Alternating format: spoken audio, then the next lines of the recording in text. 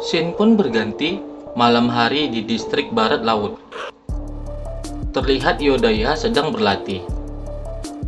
Yodaiha berlatih sangat keras. Kemudian Yodaiha terlihat kelelahan karena latihannya. Tiba-tiba, Jin Murin muncul di belakang Yodaiha dengan sangat cepat. Yodaiha pun terkejut merasakan kehadiran seseorang di belakangnya. Dengan refleks, Yodaiha menyerang keberadaan orang yang dia sadari. Dengan keahliannya, Yodaiha akan menebaskan pedangnya. Tanpa ragu, Yodaiha pun menebaskan pedangnya ke orang yang dia sadari itu. Seketika, Yodaiha kaget menyadari siapa orang yang telah dia serang. "Tuan muda," ucap Yodaiha. "Itu cukup tajam," ucap Jin Murin kembali, sembari menahan serangan pedang dari Yodaiha dengan hanya menggunakan jarinya saja. "Lihat ini, orang yang mengatakan dia akan membuang pedangnya sedang berlatih sangat keras. Kenapa Anda tiba-tiba datang ke sini? Kau bilang kau akan mengikutiku.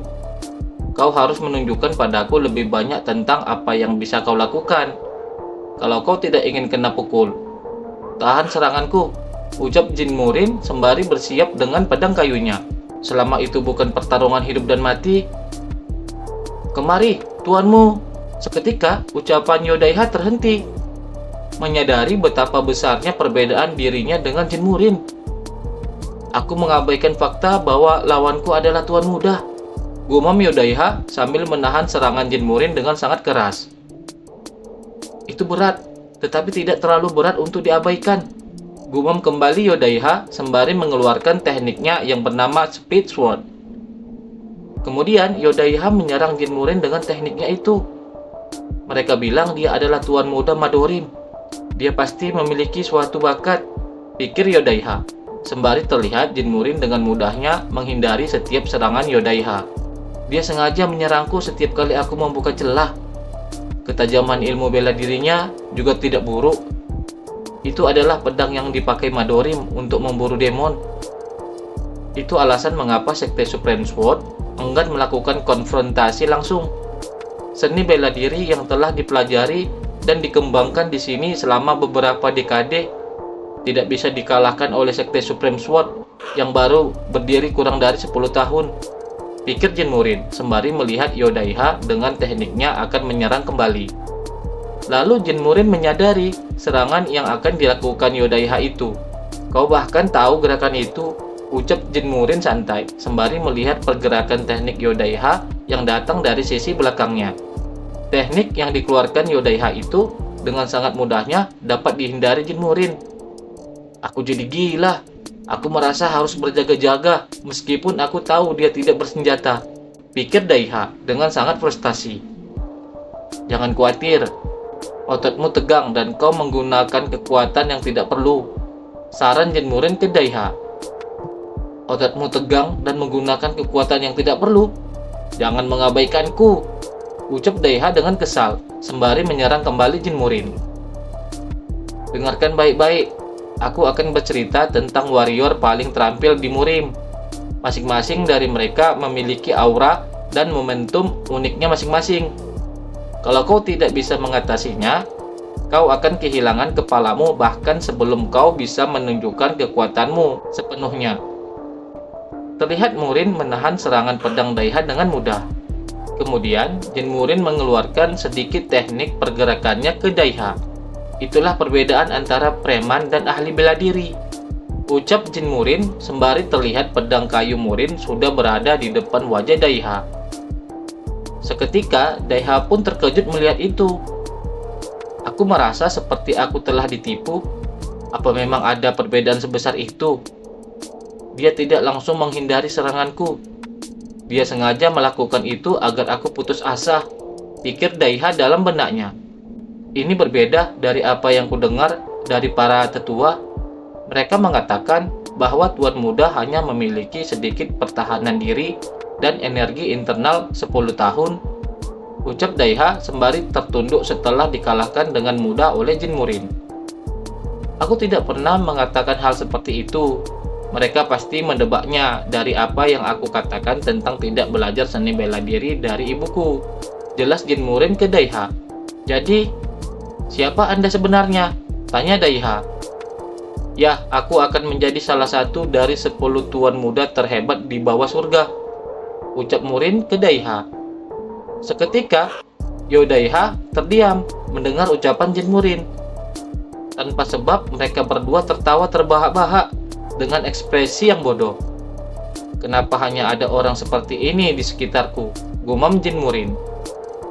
Aku bisa merasakan kekuatan dari ujung pedangmu.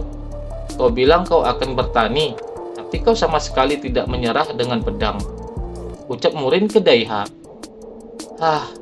Perjalananku masih panjang untuk mencapai tujuan, ucap Daiha kembali. Orang ini, kau hanya bersikap rendah hati. Sejujurnya, skill bela dirinya jauh melampaui usianya, pikir Murin kepada Daiha. Tidak seperti swordmanship yang penuh perhitungan, tajam dan presisi. Insting pertempurannya sudah sama seperti monster, pikir Daiha pada Murin sembari memperhatikan pedangnya. Dia bisa menjadi aset berharga jika dia bisa menggunakan kekuatannya.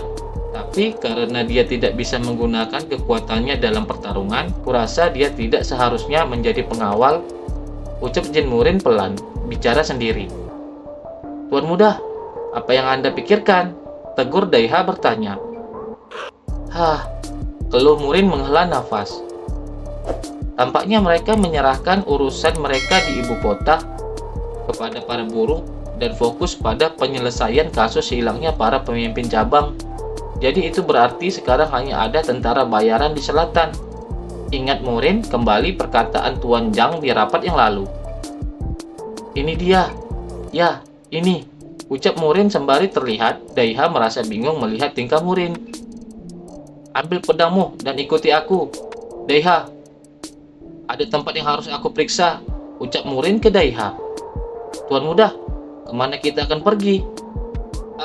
Ayo pergi bersama, jawab Daiha sembari mengikuti Murin. Scene pun berganti. Terlihat langkah Murin dan Daiha sedang berjalan bersama. Tuan muda, kita akan pergi kemana? Tidak bisakah Anda memberitahuku kemana kita akan pergi? Tanya Daiha. Kau tidak bisa mengetahuinya dengan melihat jalan yang kita ambil, jawab Murin. Tidak, aku tahu. Itu sebabnya aku bertanya, ucap kembali Daiha. Ini adalah wilayah administrasi Sekte Supreme Sword, ucap Murin, sembari diperlihatkan mereka sudah berada di wilayah administrasi Sekte Supreme Sword, distrik selatan Sangcheon. Sekte Supreme Sword berbeda dari Cheol Sabang. Mereka tidak takut dengan nama Tuan Muda Madorim, jelas Daiha ke Murin. Jadi apa? Tanya Murin kembali. Aku akan mengingatkan bahwa gertakan saja tidak akan berguna di sini. Jika ada masalah, itu akan langsung menjadi pertarungan pedang, terang kembali Daiha. Karena aliansi Barat Laut memihak Madorim, tentu saja aku akan menjadi duri terbesar di pihak mereka. Jika terjadi sesuatu, aku akan melindungimu, jadi jangan takut Daiha, ucap Murin ke Daiha. Tuan muda, apa maksudnya jika terjadi sesuatu? Mereka sudah berbisik-bisik dan melotot ke arah kita seolah kita membuat keributan, ucap Daiha, menyadari mereka sudah berada di lokasi para prajurit bayaran distrik selatan. Apapun alasannya, aku tidak bisa kembali sendirian. Apa yang sedang aku pikirkan? Gumam Daiha sembari menyadari ada yang sedang mengawasi mereka. Tuan muda, mata-mata diam-diam mengikuti kita, ucap Daiha ke Murin lewat telepati. Bajigur ini benar-benar ketakutan. Pikir Murin sembari melirik Daiha. Hei, kau gelandangan, keluarlah, teriak Murin memanggil. Ucap Daiha kaget melihat tingkah Murin. Jangan membuntutiku seperti itu, keluarlah. Akulah yang masuk ke rumah orang lain. Jadi kenapa pemilik rumah bersembunyi? Ucap Murin dengan keras. Tuan muda, panggil Daiha memperingatkan sembari mulai cemas.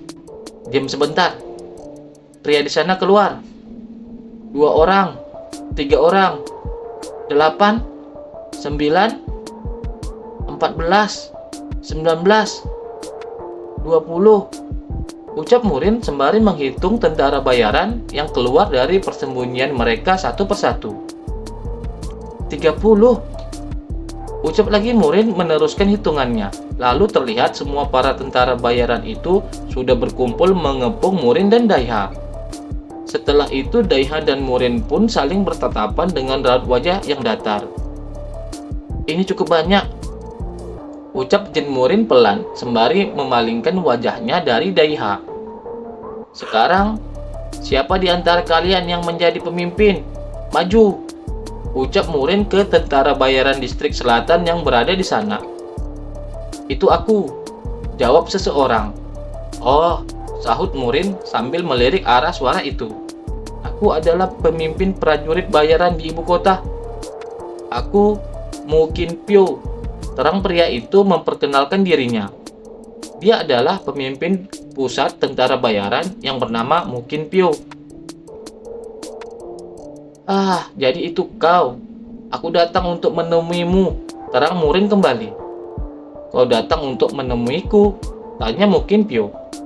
Itu benar. Tepatnya, aku datang untuk menemui kalian semua, jawab Murin sambil mengeluarkan uang kertas dari balik bajunya. Aku akan merekrut kalian, ucap Murin sembari melemparkan uang kertas tadi ke arah Mu Qin Pyo. Tuan muda, apa kau sudah gila? Ucap Mu Qin Pyo sembari menangkap uang kertas itu. Aku masih waras, ucap Murin singkat. Apa kau tidak tahu siapa yang ada di belakang kami? Tanya kembali Mu Qin Pyo. Apa aku akan datang ke sini jika aku tidak mengetahuinya? Itu tidak ada hubungannya dengan Sekte Supreme Sword. Jangan khawatir, jelas Murin sembari terlihat Daiha pucat bingung. Jika itu tidak ada hubungannya dengan Sekte Supreme Sword, itu tidak apa-apa. Jadi tugas apa yang ingin Anda percayakan pada kami? Ucap kembali Mu Qin Pyo bertanya. Semacam penyerangan. Itu tugas untuk melakukan pembunuhan, jawab Murin sembari melompat ke atap rumah. Waktu adalah yang terpenting. Kalau kalian berhasil, semua uang itu menjadi milik kalian, jelas Murin. 2 jam. Bunuh pengkhianat di sini dalam waktu 2 jam, terang Murin. Apa? Apa maksud Anda? Ucap Daiha bertanya dengan raut wajah yang terkejut. Jika kita kehilangan uang itu, kita berdua akan selesai. Bertahanlah, ucap Murin ke Daiha dengan telepatinya. Seketika Daiha terkejut mendengar ucapan Murin.